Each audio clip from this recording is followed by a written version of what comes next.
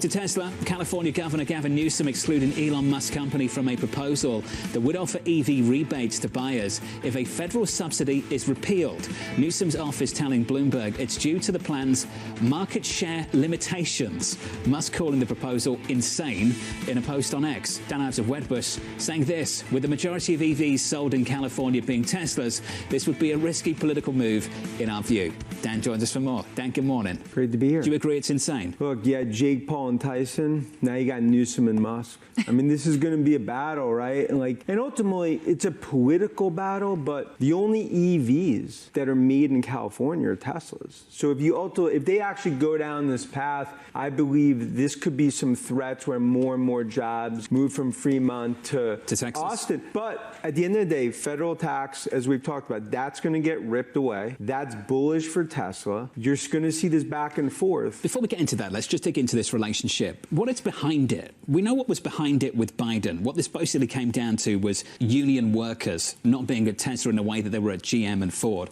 What's this one about? Look, I think, first of all, I mean, Musk was iced out of the Biden administration for years, right? It was really focused on Detroit in terms of GM, Ford, and others. If you look here, is that there's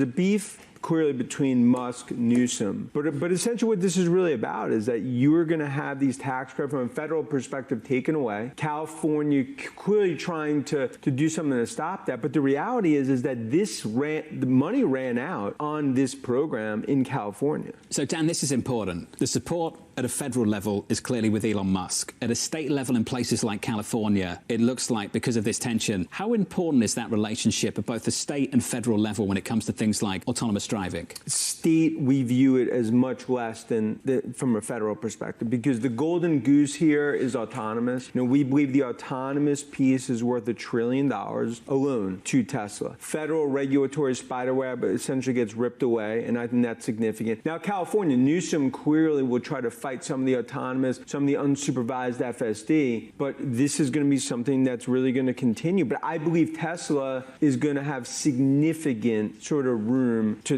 what I view as elevate themselves within autonomous. And that's really what I believe is the key to this Tesla story. It's about AI and autonomous. What Newsom's doing here when it comes to California, this is essentially almost a sideshow to the broader story here with Tesla, which is why it's really been a Cinderella story since Trump got in because of the Musk bet. But when it comes to autonomous driving and the federal regulations, it's not a light switch. This has to go through Congress. Elon Musk and his proximity to power cannot just basically get this over the finish line. Of course, not in itself, but could move it significantly toward the finish line. So he gets it to the 2-yard line. Right now, it's at the 40-yard line. 50, midfield. So he can get to the 2-yard line, but that's also why with the red sweep and just relative to what we see with coming out of the Beltway, being there over the last week, we feel like there's a groundswell for autonomous. But no doubt, when it comes to EVs... You feel there's a groundswell in Congress as well? I believe there's a groundswell. The reason I think there's a groundswell based on our view and what we hear is because of what's happened in China. Because China is now going so far ahead of the U.S. when it comes to autonomous because of the lack of really regulatory spiderweb. That's why Trump, you have an AI czar come in. But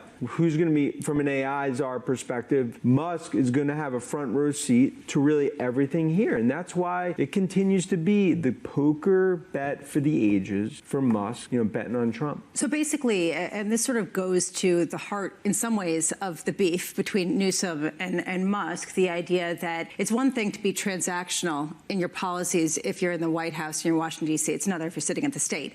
And the White House will probably trump that. There is just a question of how far that will go. Do you actually believe that there will be policies crafted specifically to benefit Tesla over some of the rivals in the United States because of Musk's closeness to the White House? Yeah, I think, look, clearly, Tesla is in just a much different situation relative to autonomous. So they have the scale and scope on EVs. So you pull the tax credit, gives them a huge advantage just relative, to federal subsidies. But on autonomous, it's their world. Everyone else pays rent along with Waymo. So when you look at this relative to other automakers, they're essentially almost going to have to license from Tesla. But when it comes to the state level, you look at Newsom. Look, does this end up in a UFC fight? I don't know. I mean, this is going to continue to play play out between this beef, Newsom and Musk. This goes beyond just Tesla. There was a report out of The Information saying that Google CEO called Donald Trump and Elon Musk was on the phone with him, and he was surprised by that. You talk about